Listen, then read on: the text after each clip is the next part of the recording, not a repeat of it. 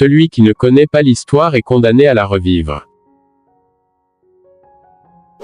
Ce n'est pas la conscience des hommes qui détermine leur être, c'est inversement leur être social qui détermine la conscience des hommes. Le changement qui s'opère au cours des périodes historiques est conditionné par le progrès des femmes vers la liberté. Le domaine de la liberté commence là où s'arrête le travail déterminé par la nécessité. Un homme qui ne dispose d'aucun loisir, dont la vie tout entière, en dehors des simples interruptions purement physiques pour le sommeil, les repas, etc., est accaparé par son travail pour le capitaliste, et moins qu'une bête de somme. C'est une simple machine à produire de la richesse pour autrui, écrasé physiquement et abruti intellectuellement. Et pourtant, toute l'histoire de l'industrie moderne montre que le capital, si on n'y met pas obstacle, travaille sans égard ni pitié à abaisser toute la classe ouvrière à ce niveau d'extrême dégradation. Le comportement borné des hommes en face de la nature conditionne leur comportement borné entre eux. Je détrônerai Dieu et j'abattrai le capitalisme.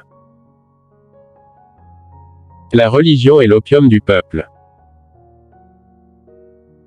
La philosophie est à l'étude du monde réel ce que l'onanisme est à l'amour sexuel.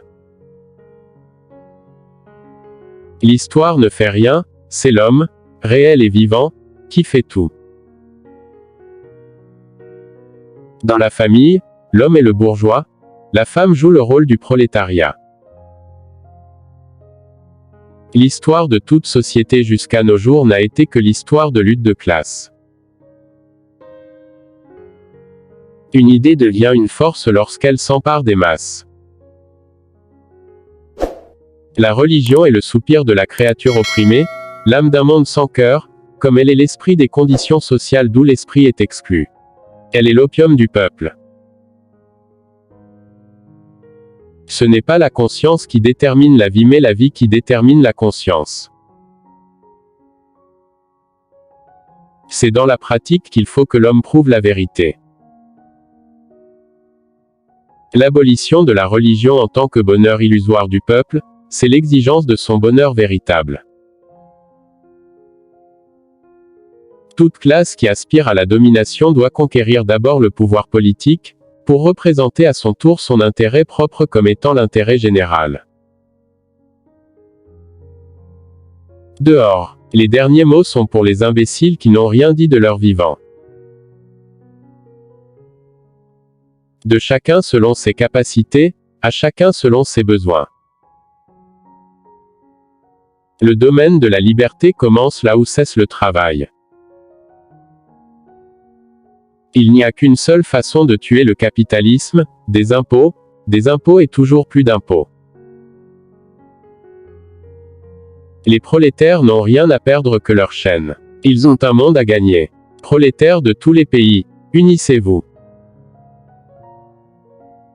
La production des idées, des représentations et de la conscience, est d'abord directement et intimement mêlée à l'activité matérielle et au commerce matériel des hommes, elle est le langage de la vie réelle.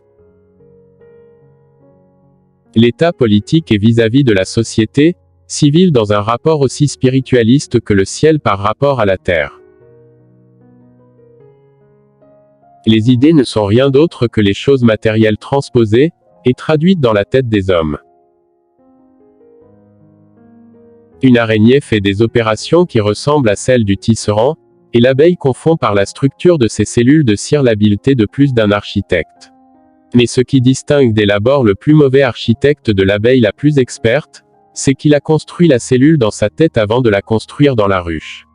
Le résultat auquel le travail aboutit, préexiste idéalement dans l'imagination du travailleur. Merci pour l'écoute. Si t'as aimé la vidéo, n'oublie pas de liker et à partager, pour le référencement.